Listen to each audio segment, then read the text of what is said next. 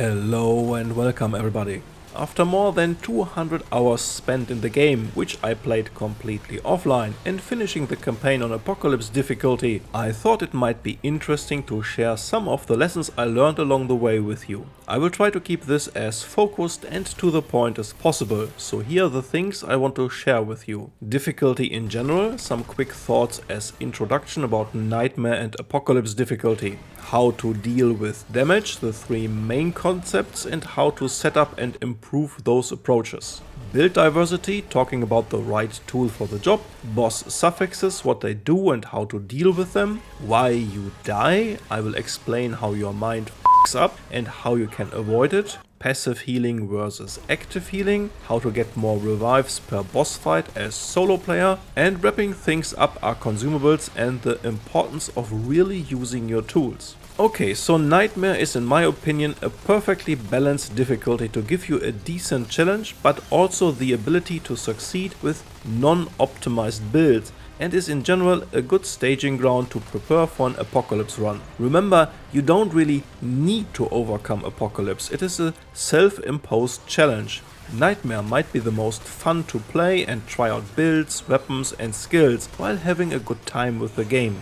Apocalypse is really just there to give you a bone to chew, not to let you enjoy life. More questioning your life choices, why the heck are you doing this? And if you want to use an exploit build or builds that can ignore every core mechanic, then you can absolutely do that. The question is, if it is any fun to do that, or why bothering watching this video or playing the game then? Which leads me to the three main concepts how to deal with the damage the game throws at you. Starting with full evasion based builds, aka the glass cannons. The main mindset here is, damage received is so high and I die so quick, why bother with damage reduction? Just pump damage output to the max and go. This is a legit approach to beat the game, so you go with a light armor setup, fastest dodge roll and use every tool available to maximize damage and evasion. And like more tanky builds, invest trade points or ring slots into damage reduction. These builds can invest the same things into improving your ability to avoid damage. If you want to master such a build, the Invader is a great archetype with Void Cloak and saving you 10 trade points for Untouchable. This trait in combination with Fitness and a light dodge roll will give you more iframes and the ability to roll out of harm's way really fast. Rings can further support those abilities or even use evades to deal more damage. This approach requires the most skill and you will have to learn the boss's movement and attack patterns to overcome them. At the other end of the spectrum we have the full tank dedicated builds. Yes, those are possible even after the damage reduction changes of the first patch and on Apocalypse difficulty. There are some things to consider though. Some boss attacks like Magister Dulane's Tongue Leash and Impalement are scripted one-shots. And some of those face tank builds require very special behaviors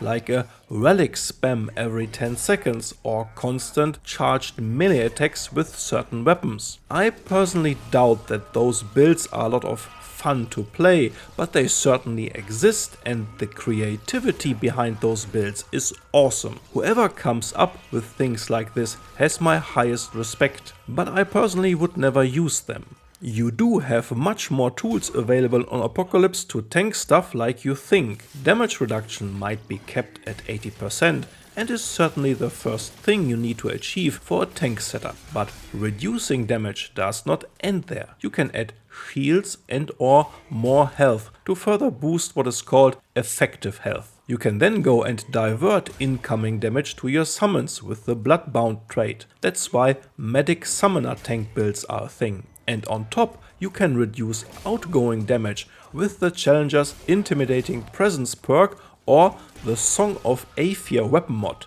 And yes, those two effects even stack. So building a smart tank-centered build is possible on Apocalypse, and Ring of Omens or Bright Steel Ring can grant you access to a fast dodge option with ultra heavy armor. What I personally use the most is a balanced setup with the ability to tank 2 or 3 light or medium attacks from bosses, while also having access to a sometimes even improved dodge roll and enough equipment slots and the right archetypes to reach decent damage thresholds. Getting between 70 to 80% damage reduction is usually not that difficult, maybe even combining it with some evasion traits and a fast dodge roll. Most of my builds on this channel will provide you with such a setup, so before creating your build or trying to beat a boss, choose one option and dedicate your setup to it. And that is the perfect transition into build diversity.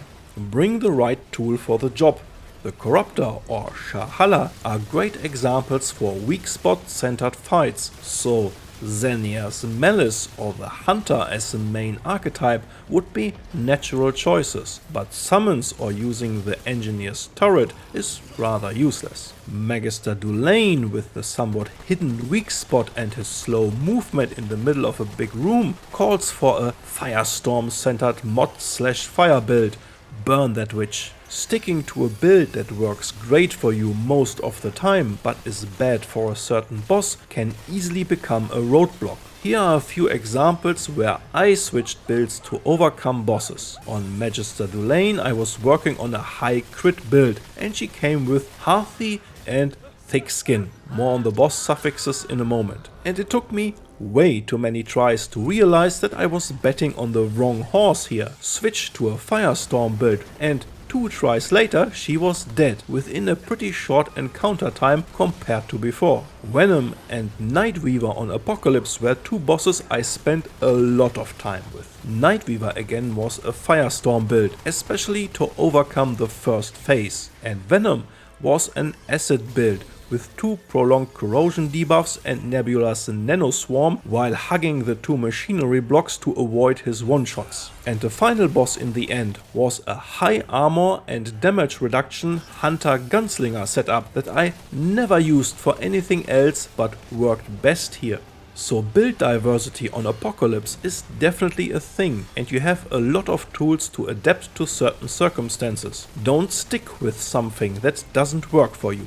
Now the different boss suffixes are part of the mindset to adapt instead of trying the same thing over and over. Those can have a big impact on bosses and the choice for the best strategy to overcome them. I ignored them completely until Apocalypse difficulty, but there you can really feel them. Do you got elemental resistance but rocking a fire or acid build, thick skin and you wonder why your high crit build sucks? To keep this point short, take them into account for your builds and strategies. Ignoring them can make your life a lot harder. Okay, so you say, well, that's all nice and interesting, but doesn't help me getting wrecked by bosses. I challenge you to do the following experiment. Before entering the boss arena, mute the in-game music, then go into the fight and do nothing but watching the boss and evade. No shooting, no skills, no nothing. Just focusing, listening. You will be surprised by the amount of audio cues the game gives you, and evade. Maybe kill some occasional ads to keep going. After 2 or 3 times doing this, I bet you are wondering how long you can last and how predictable the attack patterns become. Then you go back to dealing damage and all the other stuff and suddenly everything becomes messy again. Why? Distraction. Your mind does stupid things with you the more layers of input it receives and the more things you try to do at the same time. For example, you want a bleed debuff on the boss from your handgun to increase the long gun's damage. You have to draw the handgun, watch if the bleed debuff is applied, switch to the long gun, track the debuff to reapply it in time. You get the picture. Every layer of action or micromanagement you impose on you is a potential distraction and missing the cue from the next boss attack.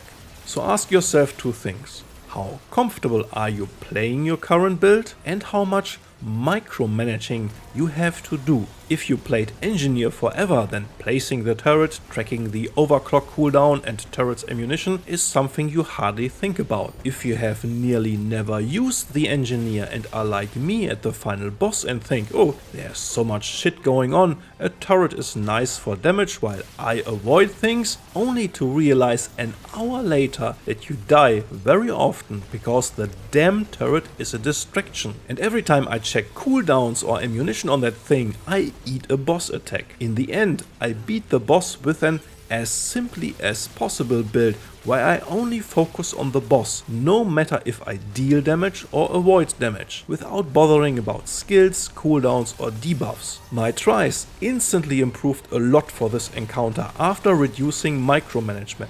So streamline your build and watch closely what you did when you missed that dodge or attack. What were you looking at or thinking about? Did you really pay full attention?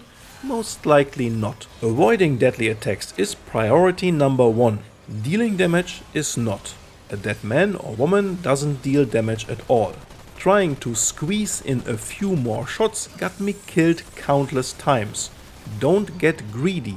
Reduce distractions like music, do some practice runs without dealing damage at all, and streamline or change your build to minimize micromanagement or get more practice for this specific build. The passive versus active healing falls into the same department. I hardly ever actively used my relic once I acquired the Tranquil Heart. I still think for solo players it is the best to approach a high passive healing setup with tools like the Tranquil Heart, the Regrowth and Triage trait, the Healing Effectiveness Relic Fragment, and you have plenty of ring options as well. It is another active choice you don't have to make in hectic fights. I died plenty of times trying to use my relic, while Venom obviously spotted me doing this from the other side of the room and decided to pin my balls to the ground with his sniper sword throw or similar situations. A high passive heal setup eliminates another layer of awareness and micromanagement in the boss fight.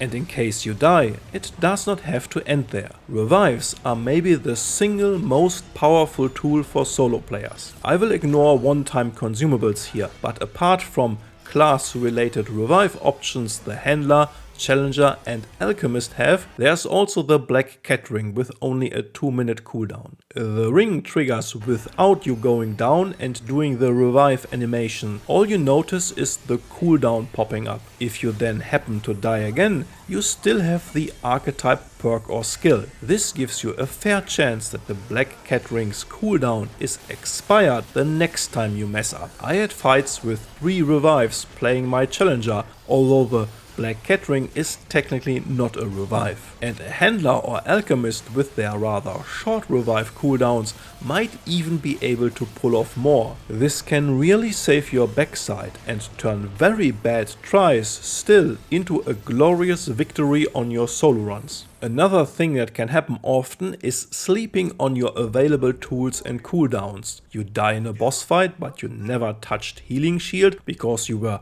waiting for the right moment. You are sitting on a stack of mud-toothed elixirs but don't use them. Those, by the way, are highly recommended to always use on Apocalypse. Bark Extract and Root Water are best in most setups, but Dark Fluid for evasion builds and the more specialized ones are also pretty strong. The Alchemist's class perk of using 3 at once is pretty neat. There are some exploits around to use 3 elixirs, swapping out the Alchemist and keeping the buffs, but I assume this will be addressed in future patches. To wrap this video up, don't ignore the tools the game gives you and use your damn cooldowns like Healing Shield, Void Cloak, Juggernaut and so on. And don't be shy to try out some of the more defensive weapon mods like Energy Wall. You might be surprised how they hold up in a boss fight. But I'm sure you have your own experiences to share and lessons you have learned. Let us know in the comments